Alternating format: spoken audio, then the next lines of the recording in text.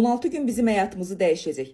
18 ildən bir ildə 11 gün 8 saat eyni tutulma baş verir və bu tutulmalardan biri də 12 avqustda Şir bürcündə günəş tutulması, 28 avqustda Balıq bürcündə ay tutulması eyni tutulmadır və bu zaman 16 gün Saros, karmik dəhliz, Saros dövrünü aktivləşdirir. Saros dövrü belə deyim də eyni tutulmanın təkrarlanmasıdır. Eyni tutulmanın eyni formada belə deyim də enerji saçmasıdır. Bu da 18 ildən biri aktivləşir. Saros dövründə 2 nöqtə aktivləşir. Keta, bir də Rahu.